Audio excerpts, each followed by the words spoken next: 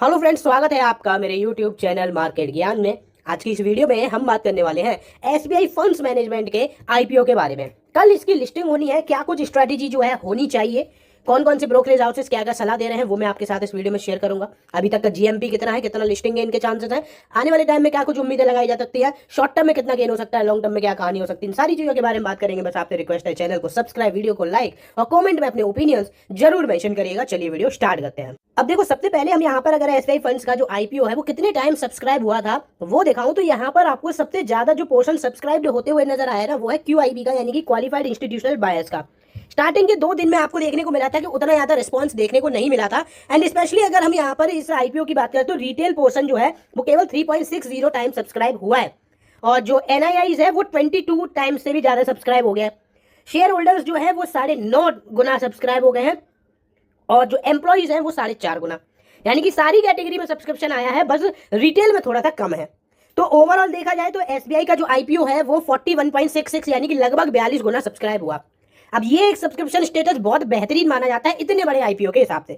छोटे मोटे आईपीओ तो आते जाते रहते हैं, आपको पता ही होगा, सब्सक्रिप्शन उनका बढ़ जाता है, लिस्टिंग गेन भी मिल जाती है, लेकिन लॉन्ग टर्म की कहानी बिल्कुल अलग पलट जाती है। लेकिन अगर हम यहाँ पर बाकी चीजों की बात करते हैं और जीएमपी वगैरह ये भी मेंशन है, अभी बिल्कुल अभी के एग्जैक्ट टाइम की भी जीएमपी दिखाऊंगा कि कितनी है, ताकि आपको एक प्रॉपर अपडेट मिले। तो सबसे पहले कैसी हो सकती है लिस्टिंग, सबसे पहले तो आपको बता देता हूं कि कल लिस्टिंग हो जाएगी 9:15 पर आपको देखने को मिलेगा कि बीएसई और एनएसई पर प्री मार्केट में यहाँ पर लिस्टिंग होती हुई नजर आ जाएगी, और उसके बाद हम लोगों को एक्जैक्टली कहानी पता चल जाएगी आखिर कितना लिस्टिंग गेन हुआ है।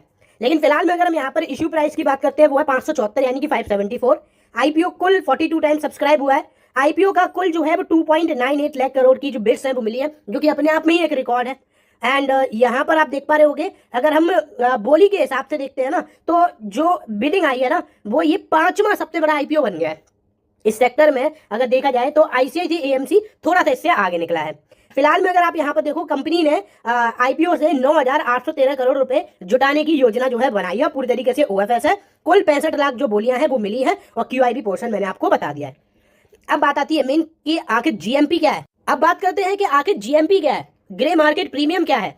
देखो, मैंने आपको यहाँ पर ट्रैक रिकॉर्ड तो पुराना काफी दिखाया हुआ है, लेकिन अगर हम रिसेंट की बात करते हैं तो यहाँ पर आपने देखा होगा कि जो मोस्टली इसका जो जीएमपी की रेंज है वो 90 से 100 के बीच में मूव कर रहा था, 92 तक भी गया था, 97 तक भी गया था। लेकिन फिलहाल में एक अच्छी जो चीज है वो ये निकल कर आती है उन लोगों के लिए जिनको अलॉटमेंट मिल गई है। कमेंट में आप सबसे पहले तो मुझे यही बताइए कि किन किन को अलॉटमेंट मिली है और कितने कितने लॉट्स जो है वो मिल गए हैं, वो कमेंट में आप जरूर बताना।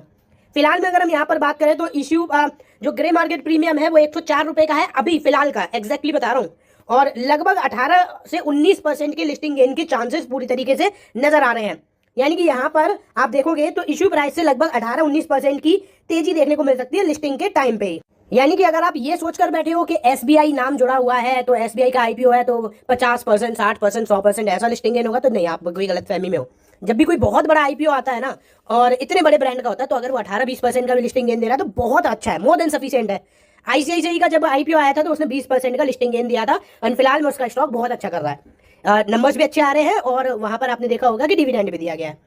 और मैंने प्रीवियस वीडियो में आपको पूरा कंपैरिजन भी दिखाया है इनके पूरे फाइनेंशियल्स का, मतलब एसबीआई का कंपैरिजन आईसीआईसीआई और एचडीएफसी से करके दिखाया, तो वो आप जाकर जरूर देख लेना। लेकिन अब यहाँ पर मेन बात आती है कि क्या करना चाहिए उन लोगों को जिन लोगों को अलॉटमेंट मिल गई है। अब देखो, जिन लोगों को अलॉटमेंट मिली ही नहीं है वो तो अपनी स्ट्रेटेजी बनाएंगे कि कल अगर उनको प्राइस ठीक ठाक दिखता है तो बाइंग कर लेंगे।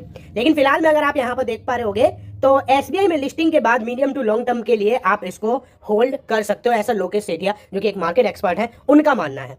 और ये राय आपको लगभग हर कोई देते हुए नजर आ जाएगा। बहुत ही कम मेरे ख्याल से ऐसे कोई भी ब्रोकरेज हाउसेज या फिर एक्सपर्ट होंगे जो कि आपको ये सलाह देंगे कि लिस्टिंग गेन लेकर निकल जाओ। कंपनी अपने आप में ही मार्केट लीडर है, मतलब एएमसी नंबर 1 एएमसी इंडिया की, साथ के साथ इनको साथ जो है वो फ्रेंच के एएमसी का मिला हुआ है, अमुंडी का, आपको पता ही है। साथ के साथ एसबीआई नाम जुड़ा हुआ है, तो ब्रांड इक्विटी ऑलरेडी बहुत भयंकर है, और यहाँ पर आप देखोगे तो फंडामेंटल्स भी अच्छे हैं, तगड़े हैं। तो ये सारी चीजें अगर आपको कलेक्टिवली मिल रही है और यही चीजें आप एक स्टॉक के अंदर देखते हो, तो फिलहाल में तो यहाँ पर जो राय निकल कर आ रही है वो यही है। अगर आपको खरीदारी भी करनी है तो भी आप इसमें मीडियम से लॉन्ग टर्म के हिसाब से खरीदारी कर चल सकते हो। तो देखो ये था पूरा रिव्यू अभी तक का एसबीआई म्यूचुअल फंड के आईपीओ का या एसबीआई फंड्स मैनेजमेंट के आईपीओ का। आप लोगों को अलॉटमेंट मिली है या फिर नहीं, वो तो आप सबसे पहले कमेंट में बताना। और यहाँ से क्या कुछ आप लोगों को उम्मीद लग रही है कि आप लिस्टिंग इनके लेकर निकल जाओगे या फिर इसमें वेट करोगे, ये भी आप कमेंट में बता सकते हो। बाकी फिलहाल वीडियो में बस इतना ही। वीडियो अच्छी लगी हो तो लाइक और चैनल को सब्सक्राइब जरूर करिएगा।